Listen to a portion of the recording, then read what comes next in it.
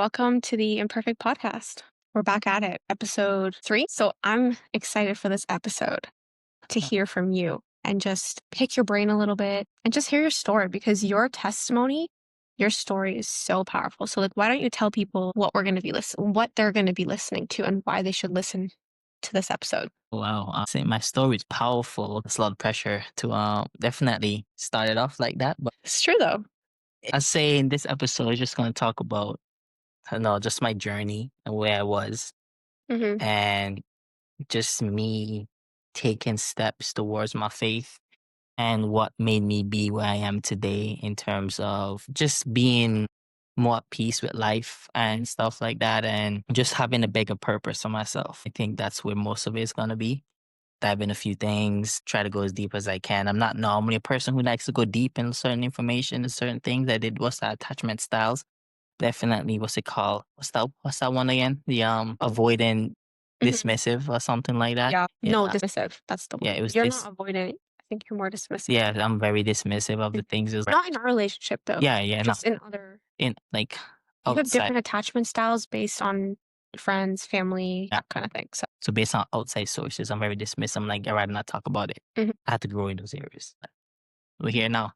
Yeah, Awesome. definitely. Yeah, why don't you start with like your childhood, your upbringing, and yeah. Man, I had a fun childhood. I grew up in Antigua and I grew up with pretty much my mom. My mom and dad weren't married or together, but I will spend a lot of time with my mom. I lived with my mom, but I would spend time with my dad and stuff like that. And I went to school there, grew up there, all the fun stuff. I played soccer there, did track and field, did all kinds of things. And there's so much memory that I had there as a childhood. I was like, as a kid, I always found a way to entertain myself. I pretend like I'm a samurai or Jedi. I get like a long stick and they'd be like Nice. tall, wheat grasses. I'd run into the bushes and I try to chop them down, let them bend. So like I was always sufficient in a way where I can always do things myself. In Antigua, in different, like any tropical countries, it's different seasons. The fruit is in Yeah. season. My favorite was mango season. Oh yeah, mango season always part of Hmm. the season. And depending on what fruit was in season, I remember the time when I would like, that was me. I didn't do it consistently, but that was me in my first entrepreneurial journey. Mm. I would pick certain fruits. I get a bucket and a piece of wood, and I go on the side of the streets and I bag the stuff and I try to sell them on the side of the streets. But there's a lot of things that I did as a kid where I felt like I had a little brother and sister there. And looking back at them, like, man, I wish I spent more time with them because now I haven't seen them in 12 years. Hmm. And it's like you never know when your trajectory of your life is just going to change. So it's like, every moment you have with your loved ones, enjoy that moment, spend time with them, um, and stuff like that, and let them know how much you love them. I remember as a kid, like when I be hanging out with my friends and my little brother try to hang out, I'll always shun him away and be like, no. Now looking back at it, sometimes makes me sad. I'm like, man, I really did that to him. But just, those are things that you only can do. Really, just get better and I move forward. As a child, I always was a lone soldier. I always be able to entertain my own self. I never Yeah. needed friends. I had a lot of friends, but I never needed friends. I was always able to play, do my own thing, Mm. and then I was able to have sports and all that kind of stuff to keep me occupied. Was your understanding of God as a kid? I actually grew up in a Christian household. They would always go to church on Sundays and stuff like that. But I never really wanted to go. I just wanted to sleep in most of the time. But we always get dragged to church. I know most every night. I was living with my mom, my stepdad at the time, my two siblings. Every night they would want to read the Bible. Most nights Yeah. they read the Bible and he would read, my mom would read, and I would read. Like we would just like take turns Cute. reading the scriptures and stuff like that. But for me, it wasn't something I was actively like pursuing. It was just another hobby, another thing to be Hmm. doing. I As a went to, kid, it's hard. It's hard to mhm. understand the why behind certain things. But then the one my parents went to was totally different from that one. So most of the time, my parents would be like, "You're coming to the church with us, right?" So it's not very much I went to that church, but when I do, it was always fun. Now that church also had a youth ministry. Both church had a youth ministry, but the other church had a youth ministry. And my best friend at the time was also in that youth ministry. So I would always try to drag myself to that youth ministry and the youth study and be with Yeah. all the youth. But it wasn't for the purpose of pursuing God. It was just around Hanging out with chasing girls, hanging out with my friends and trying yeah. to be around that type of environment. The other youth ministry now was on Friday nights, I'm pretty sure. And I rarely went to that one with my church that my parents went to. But the one that was in the village I grew up in was where all the my friends were and all the girls that we were trying to chase and all that kinds of stuff. That's realistically why we went at the end of the day, because we were Makes just sense. there doing our thing. And the one that where I grew up in will also partner with other churches. They with different villages, different cities, and all kinds of stuff. So they do bigger events. So they do like we do like a camp thing. So we had summer camps, Bible camps, all that kinds of stuff. So I grew up around this stuff, but it wasn't for the intention of pursuing God. It was just cause most of my friends were around there. Most of the girls that I was either seeing or talking to was around there. Most of the time it was because of that. It wasn't really, but The typical young boy, you yeah, know. typical young boy. But there was one time the church that my Mhm. oopsies, the church that all my friends went to, we had another youth thing happening at one of the other churches, and we know a lot of the other people that all of us are connected and everything in some way, shape, or form. So we all went together.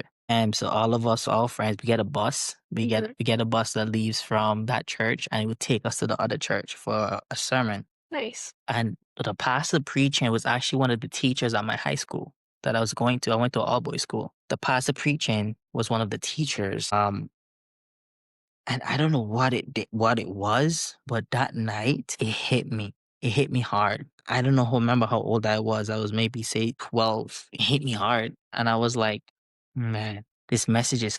It made me. It was. I was crying. Like he was Yeah. calling people up. I went up on my own will to get prayed I over. remember you telling me about this now, yeah. Yeah, I went up to get prayed over, and it's like, "Do you want to accept Jesus as your Lord and Savior?" I'm like, "Yes." And then that night, when they dropped me home from the thing, I went home bawling my eyes out, running to my parents, and was like, they were like, "What's wrong? What's wrong?" I'm like, "I want to do it. I want to do it. I want to give my life to Christ." I just That's so the message, sweet. I could just imagine you as, like, a little kid just doing that. I was That like, just seems so sweet to me. the message was so good. It was so heartwarming feeling. I was in a bunch of things. I wanted to do it. You felt the Holy Spirit. Yeah, and they prayed over me.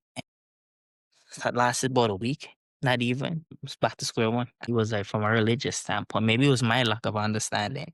But in my head, I guess as a kid, it felt like it was just a bunch of rules that I didn't want to follow. Looking back at it, I'm like, they weren't just rules, they was just principles to live by, guidelines, Mhm. things that this will help you live a holy life, walk a holy walk. It wasn't like things that you gotta do this, and this. If you don't do this, you're going to hell type of thing. It wasn't, But some people have that. You know, yeah, some people are told that, "Oh, you know, and if you do this and this, you're gonna go to hell," which can be true, but that's not that's not how people should that's like, you shouldn't be taught or forced out of fear.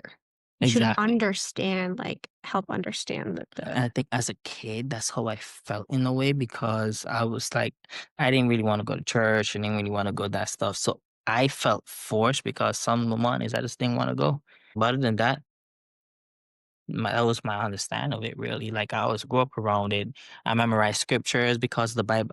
We did the work. They would teach us stuff. I memorized the books, the Bible. Like I can recite the Old Testament. I used to be able to do it, but really good. Yeah, you know all your books. Yeah, I know all my books. I know all the stuff. I I love know that. different stories and the different scriptures, all from Bible school. Yeah. But it's because I was always a good learner. So that's why I was able to learn those things. They will put them in songs. We have to do tests about them and stuff. They do like little games and everything. And that's how I was able to memorize it, which was Mhm. amazing. I love that they did that because I memorized a lot of different things. It pays off now in your life. So, that was your childhood. That's the basis of your childhood, Yeah. right? What My childhood revolved a lot around sports as well. Of course. Yeah. Okay, so you're in Antigua, you know, you're going to these church things, chasing girls, you know, typical boy stuff. You have friends, you're doing your homework, like typical school stuff. But what in that season, what were some biggest personal battles you faced growing up? Things you didn't talk about? I think personal balance for me was, I think it was come from a relationship standpoint. Living in the Caribbean, Caribbean men, we weren't really taught to really seek one woman. Yeah, And we all know this. everyone knows that. You know, there's a whole saying that said like Jamaican men don't cheat. Hmm. It's Isn't it black men don't cheat? a black man don't cheat. Yeah. Technically, it's correct in a way. It's correct because once they settle down with a wife and everything, it's very rare. But If that man is single and he's dating somebody, it's different. But that used to be you, right? Yeah, That so used to that be was me. That was me. you. Mhm, We will everything revolved around women and girls. It mhm. was always and sports. It was girls, I wanna be closer to you. nice. Too far. It was girls, sports, girls, sports. For Yeah. me, school was an aspect as well. I was a very bright kid. I was top of my class. I was valedictorian for elementary school. You were popular, you did Nah, dance, you did sports, I you were don't know about the smart, dance. I don't know about the you dance were part. handsome. I don't know about the dance. You just had everything going for you. Actually, no. See, in the Caribbean, I'm average. Okay, Maybe just continue okay. about your battles. So my battles were I seek validation Mhm, from other people a lot and girls. And I used to go to all boys school. So it's all about ego. It's all mhm. about who was better at what sport, who had the most girls, who it was never about who was smarter. Not really. Like Yeah. even the smart kids weren't really it was mostly who was more popular, really. Mhm, Who had the best dance moves, who had actually, back then, it was who had the best swag, is what they would call it. Like who dressed the best, mhm. who had the better shoes, the Now better it's aura. pants, who had the best aura, who dressed the best, like who had the best. It was always about who had the best swag, who dressed like. And swag is pretty much how you dressed. So who had the better clothing, who can put the clothing together better, that color coordination, all that Mhm, kinds of stuff. That's what it really was about back then. So a lot of my battles came from seeking validation from people and trying to fit in with them. And I think that's where a lot of things started for me, where it's like I cared a little bit too much what other people think of mhm. me. And I think from the aspect is like my mom and dad weren't together and seeing how Caribbean men operated, I never really like I was always a sweetheart. Like I dated and all that kinds of stuff. I always seeked that type of like connection with someone. I've always felt that type of thing, like that what love felt like and stuff like that. But I always had this thing where if that person goes, I don't care. Like if I'm like with somebody and they're like we're not together anymore. I'm like, cool, good riddance, bye. Like I Yeah. never cared. I wouldn't try or any of that stuff. I didn't cry about any of that stuff. Or I already have plan B ready. Like I'm already talking to plan B. Plan B is already ready. Get replaced the next day, maybe in 24 hours. Like it was just like that. You have like maybe talking maybe two, three, four, five people at the same time. Mhm, And they don't know. You just keep it up. Sometimes they do know. They just don't say nothing. That's how I grew up knowing it's just about mm. having multiple at the same time. Being around that type of environment and that stuff, I got introduced to sex at a very, very young age, a very young age. And then that opened up a whole other sphere of influence for me. Yeah. That opened up a lot of different doors to different things. And I think just doing that alone as well kind of like changed the trajectory of my life in many different areas and how I saw certain Yeah. things and how I treated certain people. I started seeing women as objects Mhm, and certain things. I started looking at them differently. Started sexualizing like most women all the time. mhm, And it was like I thought it was normal, right? Because of everybody else was doing it. Why mhm. not? Right. So I think all of those things combined is where what my mindset was because I thought that this is the norm. This is what we do until you probably get older and marry. Till then, this is what we do. Okay, that's good because I feel like a lot of men are in that position. Yeah, Absolutely. especially this day and age where everything is about sex and, the highlight reels and looking good and dressing good and having money and all these different things. But a lot of people are still left unfulfilled, Yeah. you know, even though they don't have any of those things. So then you came to Canada, right? Tell us about that. Like, walk us through the next couple years of your life. My next season of my life when I moved to Canada. I wasn't even supposed to move to Canada. I came here for vacation. Me and my other sister, Funny. that's closest to age and me, we came down to visit my dad for the summer. And we packed for the summer. And closer to the end of the summer, they asked us, hey, you guys want to live here? Me being younger, I was like, what, 15, 16 around that time. I was like, absolutely. It's a new environment. The soccer fields look so much better. Everything just seems more bigger, looks more like it's a better opportunity. Hmm. That's what I was taught. I was like, I'm tired of Antigua anyways. In Antigua, there's only four main things you can really do. Could be a teacher, be in the trades, be in tourism, or be in the music industry, be in music. Those are the four main things. When I came here, I came with a dream. Maybe I should pursue soccer, and I started playing. And I lived in Georgetown at the time for Mhm. like for the summer, and then I started a school, King High School. Started at school, and Mhm. then from that, I only stayed for a month because in October we moved to Guelph. And when we moved to Guelph, I did a tour of the school. We did a tour of the school and everything and stuff like that to show where the new school that we're going to be going to. And Mhm. that's when I started going to St. James in October. That was like the month into grade 11. Here was my issue. Back in Antigua, high school starts at grade 7 is what they call it. We call that first form. Mhm. So it goes first form, second form, third form, fourth form, fifth form. When you get to fifth form, after the fifth form, is it meant to after the fifth form, you go to college. But I was in fourth form at the time when I moved to Canantigua. Does that mean I had one more year of college left? Keep that in mind. So after summer, I was supposed to be going to one more year, do one more year of high school. But I moved to Canada, had 2 more years because high school here starts at grade 9.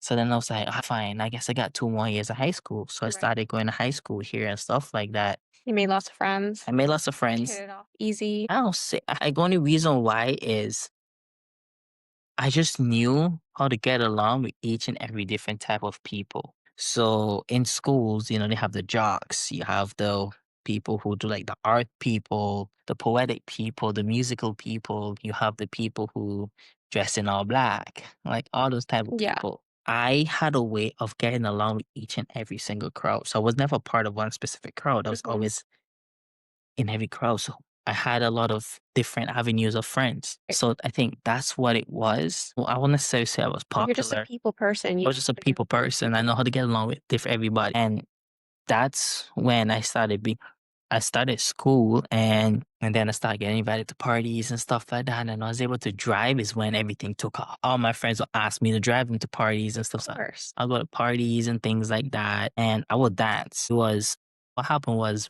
in Georgetown, the semi-formal is what they call it. They have like a little like party or whatever, like school thing. Music we playing and I'm just doing my thing. I'm dancing and stuff Yeah. and they start making circles around me. And then I remember the one time I tried to do a front flip off my hands and I landed it.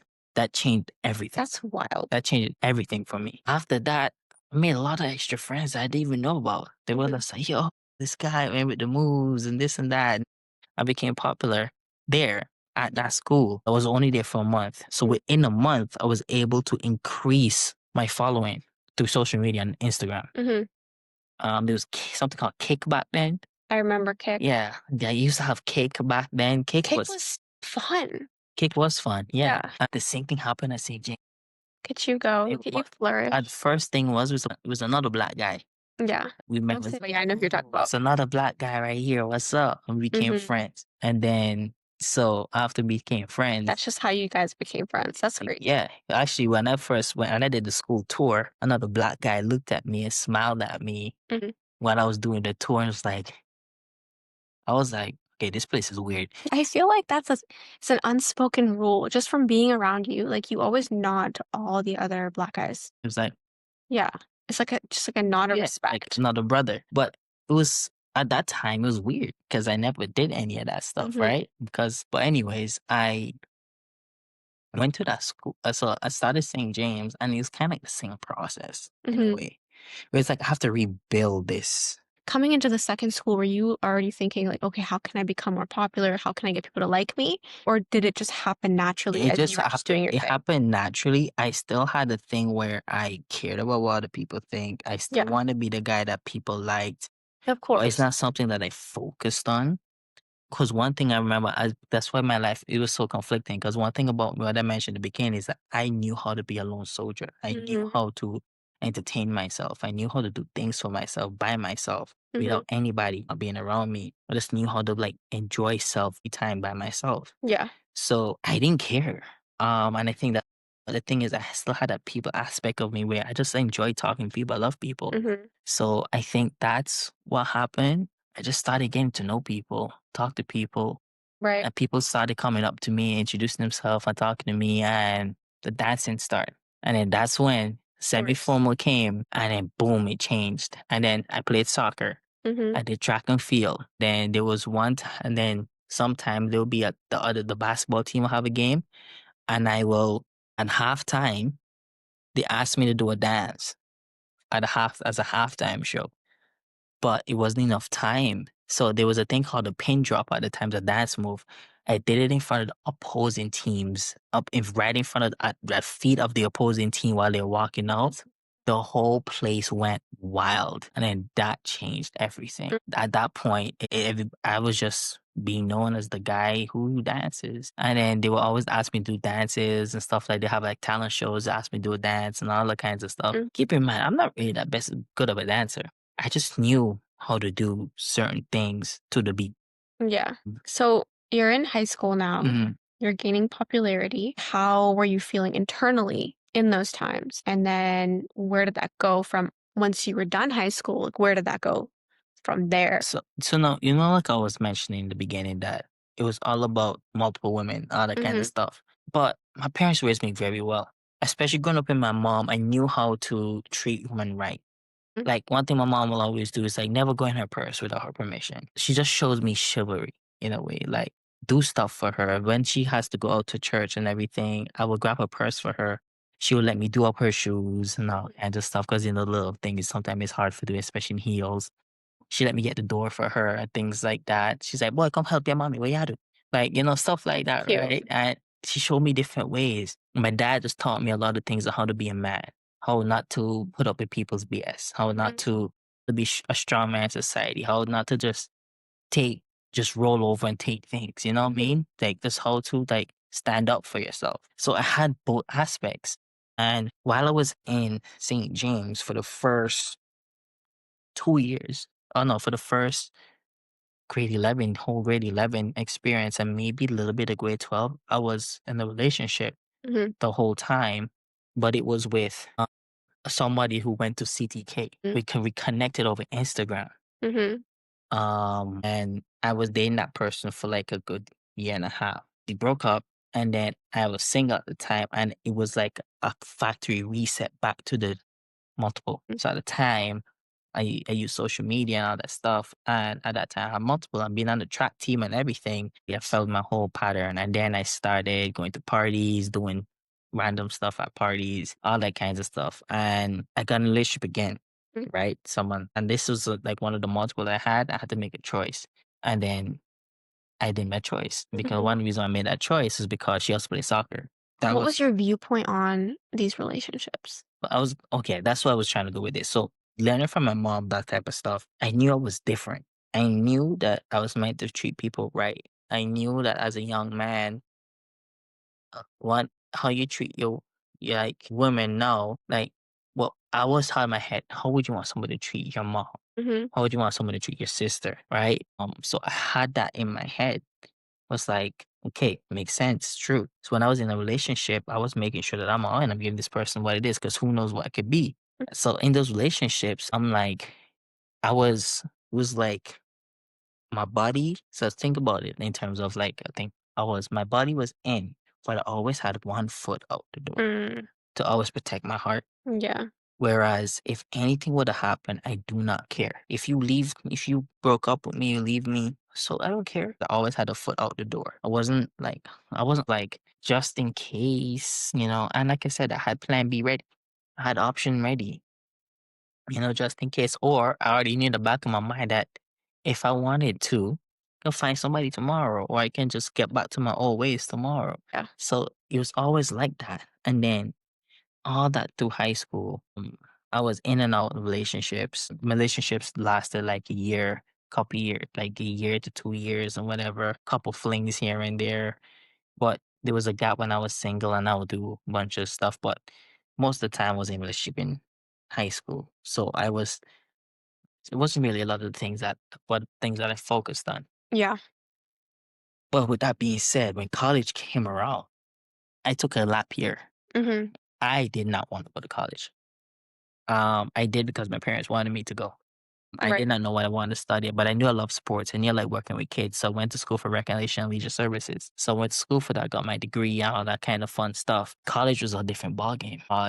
It's crazy enough because that girl that I was dating in high school when I first started, we got back together again. And this is when I was in college. So now I was dating her while I was in college. We broke up again Mm. while I was to my first year. Right. That was it. And I was single for a little bit. And then I was exploring, Mm. just doing a lot of exploring. And that time I was of age. So I was going to Yeah. the clubs and all the kinds of stuff, experiencing that and everything, and just having fun. And I think it was just in the same cycle where when I'm dating, but just know I'm easy to go. I mean, I can leave this. You can leave tomorrow. I don't care. Like, do Mhm. whatever you want to do. Like, I always had this thing where I do not care of losing people. So where do you think that came from? I think because as a man, you always grew up to always be tough, be raw, not really worry about things. Mhm. And I think it's just built up over time. Really, it's just be another way to like guard in my own heart. Mhm. You know what I mean? I think that's where that came from. I won't say I had a hard. I was a sweet guy. Like I was Mhm. a sweet kid. I was a sweet Definitely. guy. Yeah. Like I knew how to give love. I know how to love. I Mhm. knew how to, be that type of person. But at the same time, you can't take my joy. Mhm. You know what I mean? At the same time, I don't let anyone take my joy. So I think that's where that came from, and I kind of portrayed that in a way. But yeah, So what was the breaking point for you? So you're in college now so far from what you've talked about, or after college, whatever. What was the breaking point for you the moment you knew that you couldn't keep living the same way? Tinder back then, Yep. I Bumble, got banned from Tinder. because you used to troll people. That's why I used to just live off that and Bumble, everything. I was a club promoter back then, so I used that to my advantage as well. Yep. I think like I was in the party phase for a while. Mhm.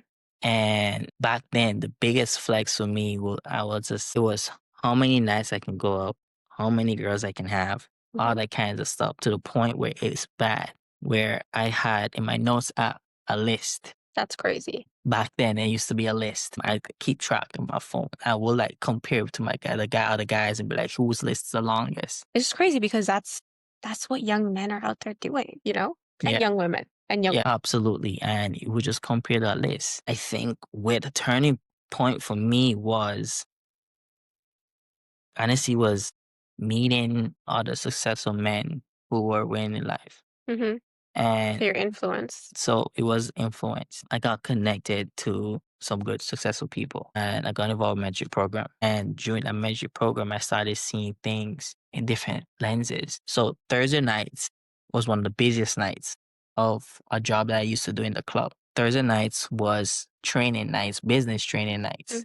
So what will happen is I will go get all this wise information and I'll have to go straight to the club right after. But then I remember the one time over time, it started getting to the point where I will bring my phone with me with my headphones still listening because I'm like, man, I can't miss this call.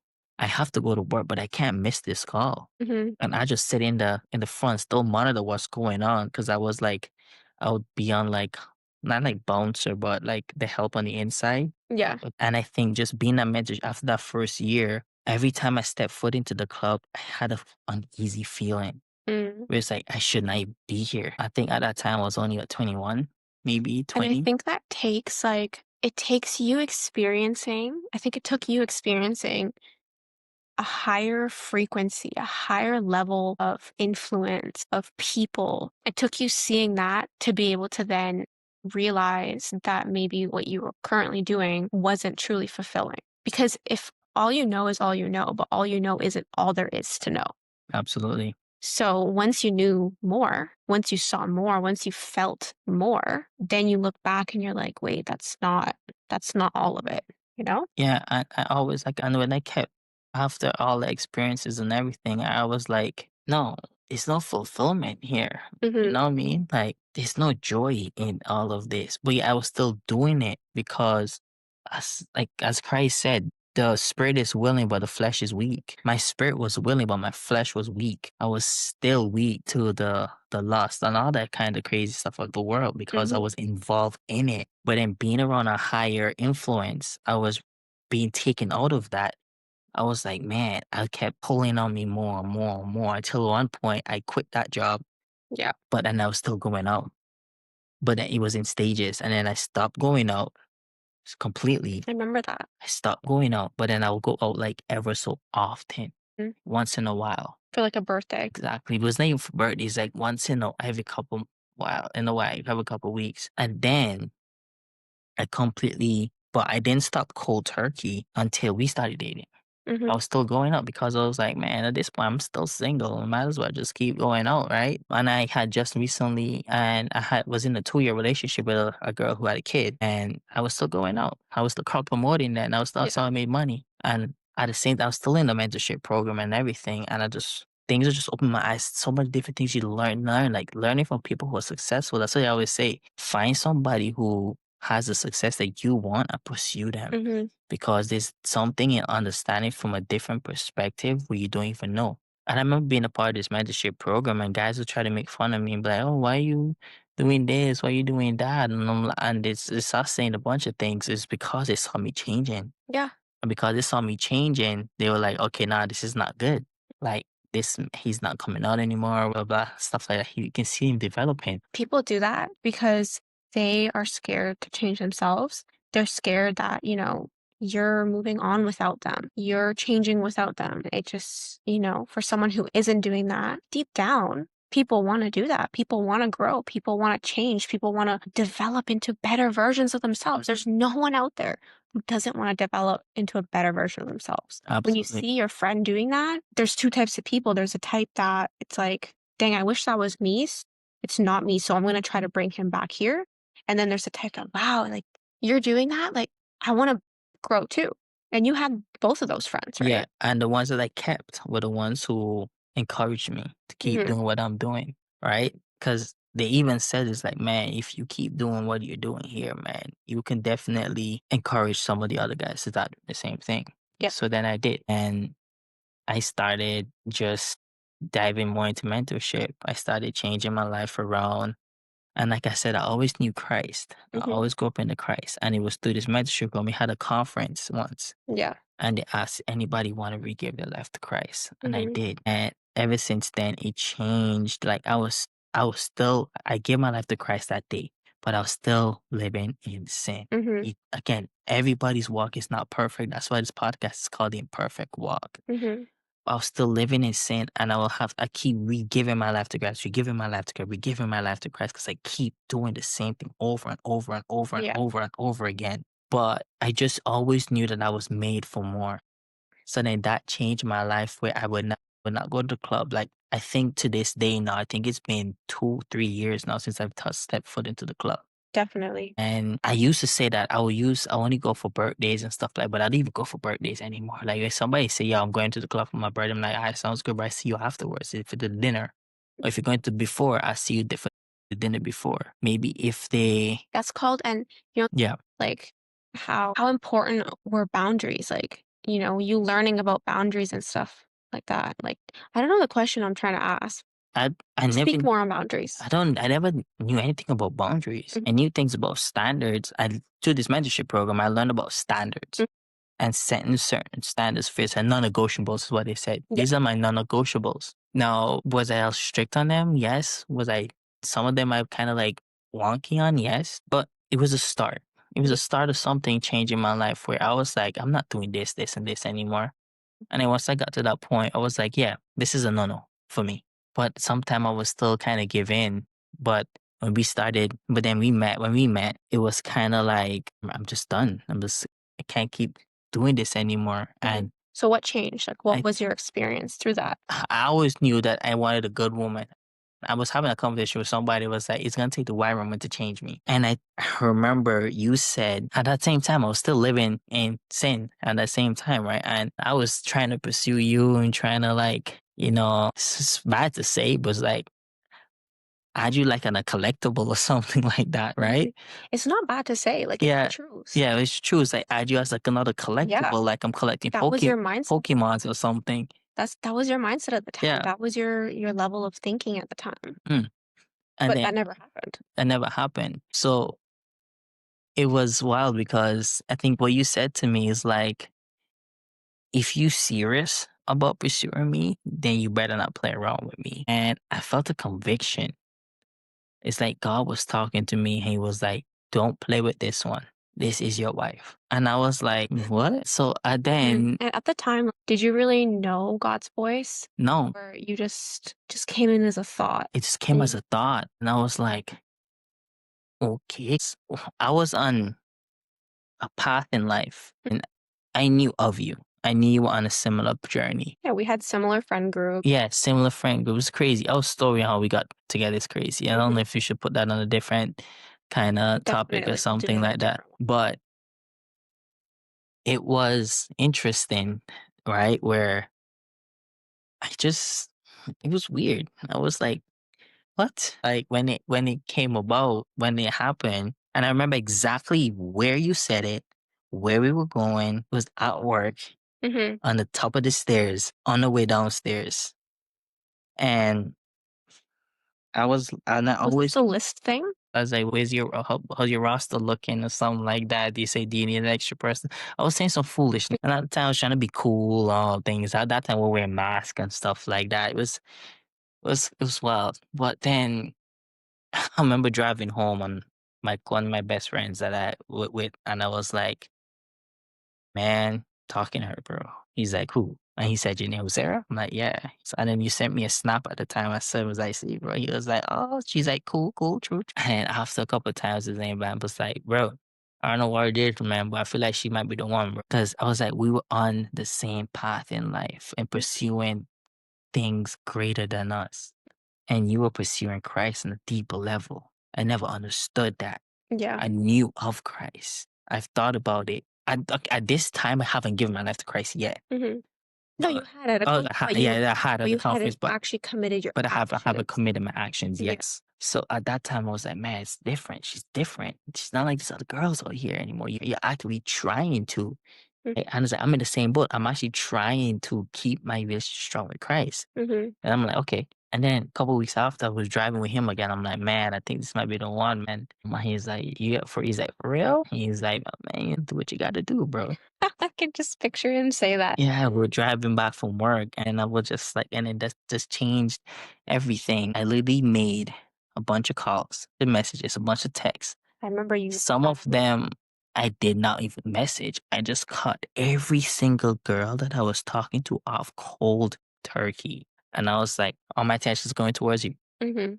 And that was it. And I was at that time I was still working at the club, Remember right? that. And there was a lot of temptations. But I knew that I even let my friends know, don't let me do anything stupid. I need to set boundaries. I was still getting hit on, stuff like that. And most of the time, I will tell you about a lot of the times Yeah, you when it would. will happen. But you will be uncomfortable. And I had to make a decision. Do I still keep doing this? Keep getting tempted on a nightly basis, Mhm. making the woman that I'm trying to like be with be uncomfortable. And I had a conversation with some of the men that I got connected. They gave me perspective. And that's what a leader does. They don't tell you what to do, give you options. They tell you the different outcomes of them, and then you decide what you want your next move to do. Whatever you decide, you decide. See, I was uncomfortable, but I didn't wanna be the one to tell you, like, "Hey," you know? Because God always told me, like, "Don't worry about him. Like, just don't worry about him. Like, I will talk to him. I will deal with him." That's what I remember. Yeah, and see, and that's the crazy thing is that that's one of the biggest things that a woman will have to see is her man being around other godly men, Mhm. other men with that's what I'm looking for, with High value high and values character. and character. Your woman seeing you around those type of men, she just knows that when you're out and about, she knows you're not out there doing foolishness. If I was hanging out with a bunch of out partiers, that would have been different, right? So I think that's where the biggest thing was for me. And then after I just decided to stop going and stop working there. And I think that's where a lot of it changed was my people that I was being around. Yeah. And it's crazy to say, but even while we're together and dating, being able to have married men as well, like kind of give me advice and stuff on certain things, or if we have like disagreements or fallouts, we barely had any of those as well when we were a thing, but We had none. yeah, we had none. Like everything was Yeah. For rainbows for a while. But then it came to the point where I had a crucial conversation with one of my mentors, and he seen me when when I was dating the other person, or the girl with the kid at the time, he saw me single. And then he saw me back in a relationship again. And then he was like, "So, how's this relationship going?" I'm like, "Honestly, it's a breath of fresh air." It's like, "What?" And I explained, and he's like, "Okay." And at that time, you were in business. You weren't, you weren't, you weren't pursuing a business with me at that time, but then you decided to start pursuing the business with me, and then you got introduced to my coaches and everything. You start meeting them, you start hanging around with them and stuff like that. And then he was like, "All right, so when you're marrying this girl?" I don't think it's like what, 4 months, 5 months? How much months? I have no idea. Well, so it's a couple months. And I was like, "What do you mean?" But I always thought that for you to marry someone, you need to be with them for a good amount of years Mhm. first, live with them, all kinds of stuff. And then she's like, let me ask you a question. Do you see yourself for the rest of your life? I'm like, absolutely. You plan on going anywhere else? I'm saying absolutely not. So then why wait? It's crazy because that's such an unworldly piece of hmm advice. The world does not It's think not a lot like of that. people marrying young because they don't want to give up their earthly desires. And I was like, yo, that makes so much sense. It's like, what's the difference? If I'm gonna date you for 10 years, then marry you after, what's the difference for doing now than then? I went and bought the ring and engaged. Like, it took a little bit, but then I did what I had to do. Which I'm not wearing right now, but Yeah. And then I got married. Yeah, stuff happened to it. And then we're married. I think 90% of my friend group are all married now, are Mhm. engaged. You started the trend. And also I got a kid and a lot of the people thought it was because you got pregnant. Mhm. It wasn't because you got pregnant. Yeah, and They we knew didn't know that. that. Yeah, but we knew that it wasn't because you got Mhm. pregnant. I already had a plan in mind. Things just happened. Now, I think it came as a shock that I got married. And because they saw my change, a lot of my friends would be like, "Man, I don't know what happened." Some of your friends still, like, don't understand. What do you have to say to young men who are in the position that you were, right? You're drinking, you have the girls, all these things. Because a lot of them look at where you're at right now as a burden. And, you're tied down, you have no fun, you're controlled, like whatever they may look at you as, or look not at you, but as Yeah, and your situation. What do you have to say to that? what I say to those guys is there's two things. One, figure out what you want in life. Find people who have that and go chase them and pursue them. Now, with that being said, if you are in the middle of it, in the midst of it, start making a change. And the way you make that change is make a decision, back it up by action, and don't look back. My life changed drastically when I made the decision to do that. It felt like weight lifted off my shoulders because it's harder to live in that type of like being partying, doing all that stuff. Girls, it's more mental load, mental stress on you than being married. I'm telling you right now. No, it's fun and all, but then what do you really want? What do you really want to be? Do you want to be successful? If you want to be successful, then keep listening. If you don't want to be successful and you rather party and do all that stuff, then this message not for you. For those who actually want to actually change, who want to be successful, be something in life, you do that. That's why there's young millionaires out there because they made that decision early. The quicker you make that decision, the earlier you can start building yourself up to that success that you want for yourself. Again, I'm only 26.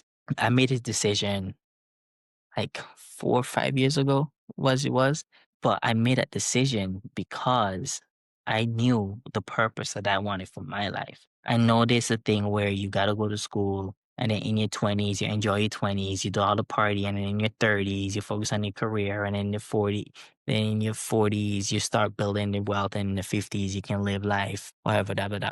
But what happened to the people who wanted to figure it out early and retire young? It's like I aspire to retire by I'm 30 through different business avenues and stuff like that. I'll have multiple business by that time. That's why there's a lot of young millionaires. A lot of people earn. How does Jesus play a role in that? You need to develop a relationship with Christ. Here's why. Because there's no one else who can fulfill you except for Christ. When I was doing my thing, sleeping around, whatever, there was a void that I was trying to fill, and I thought that could have filled. I thought partying could have filled that void or whatever. But no one is fully complete unless they are walking with Christ. I remember when we first started together, you were locked in on your journey. I wasn't.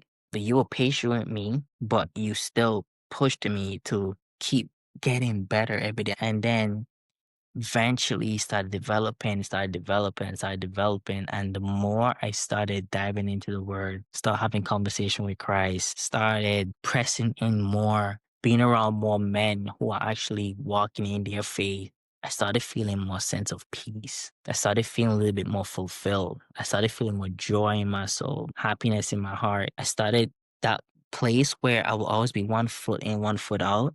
I started letting that go. I started letting go of what other people think of me. I started letting go all that burden that I felt is like always feeling the need to be satisfied people. All of that left. I went from that to now being able to want to satisfy God, satisfy Christ. And when you walk in that way, you realize that nothing can throw you off of your game. Because I think that's where a lot of it changed for me. It don't have to be perfect. It doesn't have to be. It just starts somewhere. And I said in one of the previous message when Sarah gave her story. It's not about religion. When you pray, just have a conversation. Like talk to him like you're talking to your friend, like man to man. Say, God, I don't know you know how to pray, but I gotta come to you about this. I gotta tell you this. This is what's happening. Release this burden off of me. Release these temptations off of me. I think that your life was transformed, and I've seen your life transformed in a lot of ways because I knew you. I knew of you before I met you, and then we started dating, and you and I were at a certain level then.